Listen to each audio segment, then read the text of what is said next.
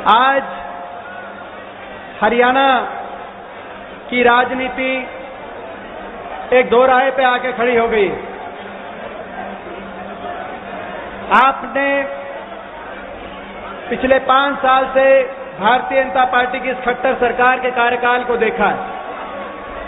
आपने क्या खोया है, क्या पाया इन 5 साल में, मुझे आपको बताने की आवश्यकता नहीं है। आज दो राय निकलते हैं इस रास्ते से हरियाणा की राजनीति में। एक रास्ता 10 साल जो हरियाणा के अंदर चौधरी भूपेंद्र सिंह हुड्डा जी के नेतृत्व की कांग्रेस सरकार रही, एक रास्ता उस सरकार ने दिखाया था और एक रास्ता भारतीय जनता पार्टी की इस खट्टर सरकार ने दिखाया है। एक रास्ता जो हमारा रास्ता है वो प्यार का, इंसानियत का, आपस के भाईचारे का, विकास का, हरियाणा को बुलंदी पे लेके जाने का, हरियाणा के अगली पीढ़ी के उज्जवल भविष्य बनाने का रास्ता था। जो दूसरा रास्ता दिखाया इन्होंने 5 साल में, वो आपसी रंजिश का, दंगे फसाद का, रिकॉर्ड तोड़ बेरोजगारी का, अहंकार का, घमंड का, असंवेदनशीलता का, हरियाणा के मान सम्मान और स्वाभिमान को कुचलने का रास्ता है। आज हमारे पास एक मौका है हरियाणा की राजनीति को एक दोबारा से उस दिशा में लेके जाएं जिस दिशा में हरियाणा का अच्छा भविष्य बने, हरियाणा की अगली पीढ़ी का अच्छा भविष्य बने। ये मौका आपके और हमारे पास है, हरियाणा के लोगों के पास है। एक रास्ता सच्चे देश प्रेम का रास्ता है, तो दूसरा रास्ता सदम राष्ट्रवाद का भी रास्ता है। आपको पता है, कभी राष्ट्रहित की बात आई, आपने 15 साल मुझे आशीर्वाद दिया और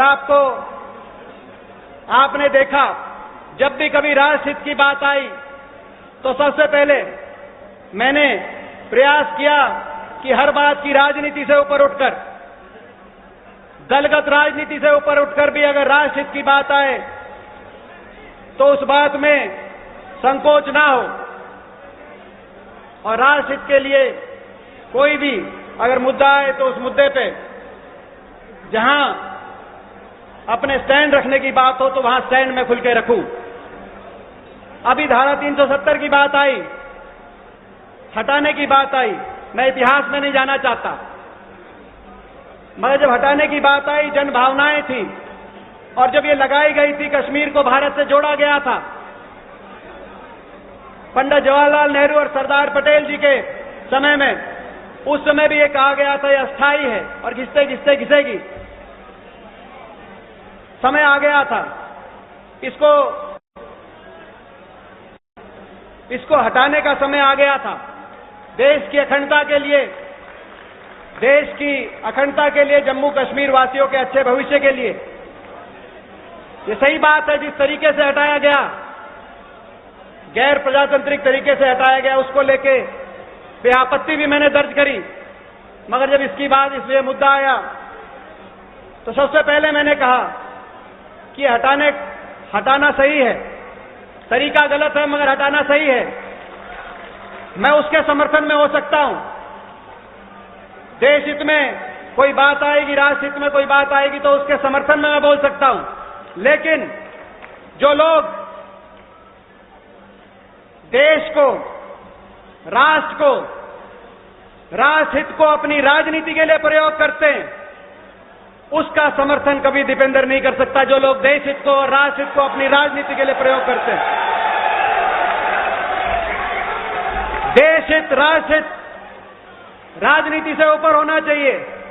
यह देश का धर्म है, सबसे बड़ा धर्म है। मगर आपने देखा लोकसभा चुनाव में भी और आज भी हरियाणा प्रदेश में एक पार्टी राष्ट्र की सेना को, देश की सेना को अपनी राजनीति के लिए प्रयोग कर रही है। ऐसी विचारधारा का कभी समर्थन हम नहीं कर सकते। भाईचारे को तोड़ने की विचारधारा का कभी हम समर्थन नहीं कर सकते। सवाल हरियाणा के भविष्य का है। मुझे दुख है, मेरे को पीड़ा होती है इस बात को देखकर कि जो हरियाणा विकास के मामले में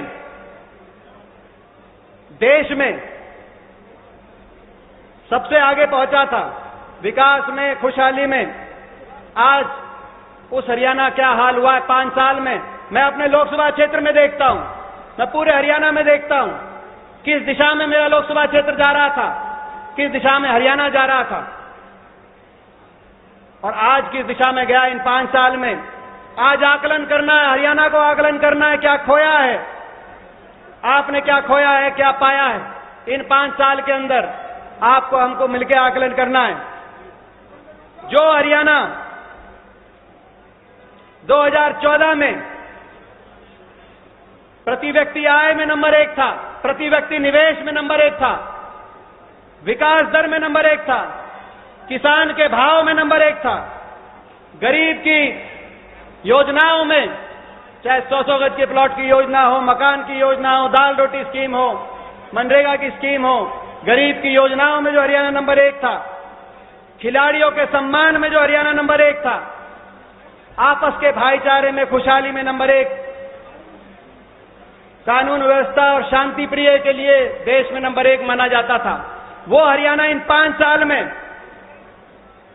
बेरोजगारी में आज नंबर 1, अपराध में नंबर 1, आपस में रंजिश में, दंगों में, कानून व्यवस्था की विफलता में नंबर 1, सरकार के अहंकार में नंबर 1, बीजेपी के घमंड में नंबर 1, वो हरियाणा आज पहुंचा है। इस बीजेपी की सरकार ने, इस खट्टर सरकार ने हरियाणा की अर्थव्यवस्था चौपट कर दी, कर्जा दुगना, हरियाणा के भाईचारे को चौपट कर दिया अपनी राजनीति के लिए, हरियाणा में कानून व्यवस्था की स्थिति को चौपट कर दिया, हरियाणा के स्वाभिमान को चौपट कर दिया, हरियाणा के मान सम्मान, आपके स्वाभिमान को अपने पैरों के तले रोंदने का काम किया, चौपट कर दिया। जैसा हरियाणा आप और हम जिस दिशा में लेके जाना चाहते थे, आज उससे विपरीत दिशा में लोग लेके गए हैं। 5 साल कैसा कार्यकाल रहा है आपके सामने, मैं ज्यादा लंबी बात नहीं कहना चाहता, मगर अब निर्णायक घड़ी आई है। आपको और हमको मिलके प्रदेश की राजनीति को दोबारा से उसी दिशा में लेके जाना है, दोबारा से ऐसी दिशा में लेके जाना है जिसमें हरियाणा का भाईचारा मजबूत हो, हरियाणा का भविष्य खुशहाल हो, विश्व स्तरीय विकास के रास्ते पे आगे बढ़े हरियाणा, भाई भाई में भेद ना हो और पूरे देश के अंदर हरियाणा विकास के मामले में बुलंदी पे पहुंचे, विकसित देशों से भी आगे हरियाणा का नाम विकास के उज्जवल भविष्य के मामले में आए। आज ये संकल्प आपको और हमको मिलकर संकल्प लेने का समय आया है। ये जो लड़ाई है, ये लड़ाई किसी एक आदमी के बस की लड़ाई नहीं है। ये लड़ाई जो आज हम लोग सारे यहां पे इकट्ठे हुए हैं और प्रदेश के जो लाखों लोग जो इस सरकार की कार्यशैली को नकार चुके हैं अपने दिलों में, अपने मनों में, सबको मिलके ये लड़ाई लड़नी पड़ेगी। मैं आप सबसे पूछता हूं, इस संघर्ष में, इस लड़ाई में जो आज चुनाव प्रचार का बिगुल बजाने का जो काम हुआ है, उस संघर्ष और उस बिगुल में आपका साथ और आपका आशीर्वाद इस लड़ाई में, आप सबसे मैं पूछता हूं, आपका साथ और आपका आशीर्वाद इस लड़ाई में, इस बीजेपी की खट्टर सरकार को सत्ता से बाहर दिखाने के रास्ते में। और मैं यही विश्वास दिलाता हूं सारी सीनियर लीडरशिप, सारा वरिष्ठ नेतृत्व बैठा है। मैं सारी सीनियर लीडरशिप को, सारे वरिष्ठ नेतृत्व को यही आश्वासन दिलाना चाहता हूं कि इस लड़ाई में जो जिम्मेदारी हमारी लगेगी, जैसी जिम्मेदारी लगेगी, जो मेहनत हमें करनी होगी। हरियाणा का युवा, एक नौजवान होने के नाते मैं कहना चाहता हूं, हरियाणा का युवा कंधे से कंधा मिलाकर, जो सारी सीनियर लीडरशिप यहां बैठी है, उनको विश्वास दिलाते हैं। हरियाणा का युवा कंधे से कंधा मिलाकर इस लड़ाई में, इस संघर्ष में आपके साथ कंधे से कंधा मिला के चलने के लिए तैयार है, ये मैं आश्वासन दिलाना चाहता हूं। मैं आप सबका मैं धन्यवाद करता हूं। आज जो आप सब यहां पे पहुंचे, सभी वरिष्ठ नेताओं का भी धन्यवाद करता हूं।